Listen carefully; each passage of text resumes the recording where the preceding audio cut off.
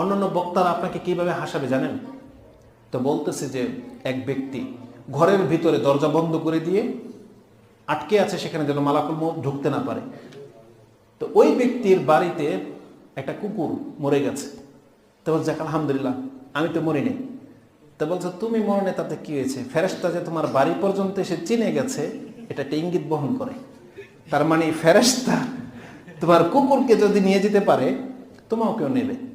আরেক ব্যক্তির ঘটনা এইভাবে বলে, তার তো হাসানোর দিন যা খুশি তা বলে। তা বলতেছে এক ব্যক্তি কুকুর নিয়ে ঘরে বসবাস করে। বলছে কেন? তো বলছে আমি শুনেছি হাদিসে আছে, রাসূলুল্লাহ বলেছেন যে ঘরে কুকুর থাকে সেই ঘরে ফেরেশতা ঢোকে না। তাহলে আমার মৃত্যু ঘটবে কিভাবে? তখন ওই ব্যক্তি বলতেছে তাহলে কুকুরও মরে। বলছে হ, কুকুর তো মরে, তাহলে কুকুরের আত্মাটা কে গ্রহণ করে?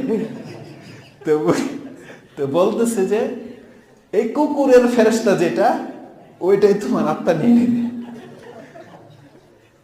আসলে সুবহানাল্লাহ, মানুষকে হাসানোর জন্য তারা এটাগুলো বানায়। আমাদের মাথায় এগুলো ধরবে না কথা কোনোদিন। কিন্তু আল্লাহ সুবহানাহু ওয়া তাআলা কি বলেছেন? না বান্দা, ওই রহমতের ফেরেশতা আর মালাকুল মউত ফেরেশতা এক নয়। কারণ মৃত্যুর ফেরেশতা ওটা ভিন্ন কোনো ফেরেশতাকে দায়িত্ব দেওয়া হয়েছে। ওইটা রহমতের ফেরেশতা না যে তোমার ঘরে কুকুর থাকলে ঢুকবে না, ওইটা ওই ফেরেশতা না। কারণ মালাকুল মউত ভিন্ন একটা ফেরেশতা। সেই ফেরেশতা কোনো নবীকেও চিনে না, কোনো সাধারণ মানুষকেও চিনে না। সেই ফেরেশতা শুধু ব্যক্তি চিনে, যে অমুক ব্যক্তির ডেট চলে আসছে, সে কে এটা দেখবে না, তাকে থামানোর অধিকারই দেয়নি আল্লাহ সুবহানাহু ওয়া তাআলা। শুধু আল্লাহর পক্ষ থেকে শুধু বলে দেওয়া হবে অমুক ব্যক্তির ডেট শেষ, তাকে নিয়ে আসা হোক। ফেরেশতা কাউকে ছাড়বে না।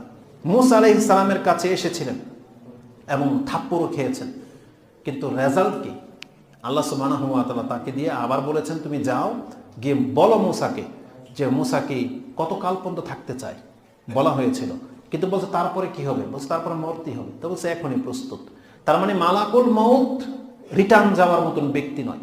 মূসা আলাইহিস সালামের ঘটনার সাথে ঘটেছিল, এটা তার মুজিজা, তার বরত্ব, তার মর্যাদা, যেটা আল্লাহ বুঝাতে চেয়েছেন যে এই পৃথিবীতে সে যদি এই অপশন গ্রহণও করত, তারপরেও তাকে মরতেই হতো। এটা আল্লাহর লিখনি, এটা চূড়ান্ত ফয়সালা। আল্লাহ বলছেন কুল্লু নাফসিন যায়িকাতুল মউত, প্রত্যেকটা ব্যক্তিকে মরতে হবে। এখন কোনো ব্যক্তি যদি ওই ব্যক্তির মতো মৃত্যু থেকে বাঁচার জন্য কোনো প্রোটেক্ট করে থাকেন, আল্লাহ সুবহানাহু ওয়া তাআলা কোরআনের একটা আয়াত এটা স্পষ্ট ভাষায় বলে দিয়েছেন, যেটা আপনি সূরা নিসা 4 নম্বর সূরার সম্ভবত 78 নম্বর আয়াত পেয়ে যাবেন। 78 নম্বরে আছে।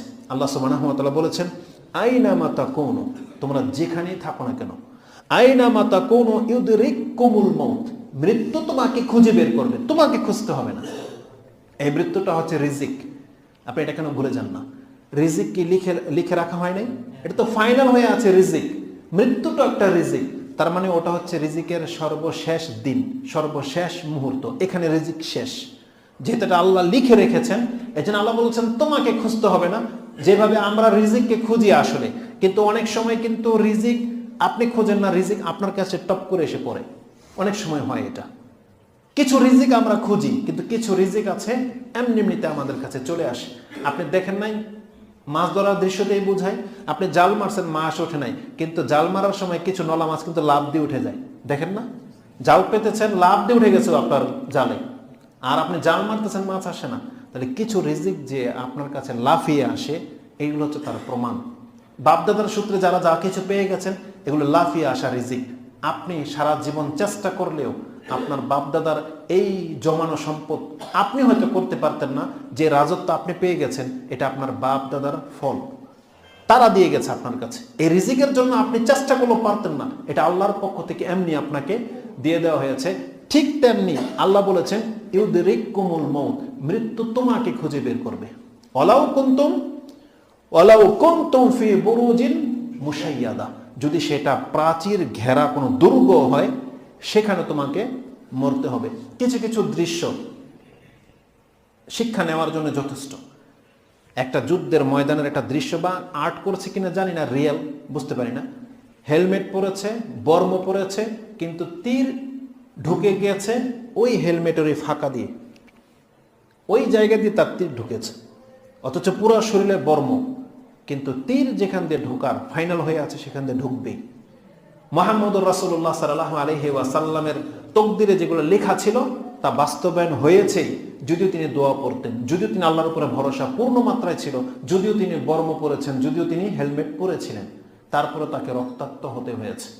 তার মানে আল্লাহ সুবহানাহু ওয়া তাআলা যেটাকে ফাইনাল করে রেখেছেন এটাকে রোধ করে দেওয়ার মতন পৃথিবীতে কোনো ক্ষমতা নাই। তা আল্লাহ বলেছেন তুমি যদি বুরুজিম মুশাইয়াদা মানে একেবারে প্রাচীর ঘেরা কোনো দুর্গতেও থাকো না কেন বান্দা, মৃত্যু তোমার সাথে এসে সাক্ষাৎ করবে, তোমাকে সেখানে যেতে হবে না। তা আমরা প্রত্যেকেই মরবো, এটা কিন্তু চূড়ান্ত হয়ে আছে।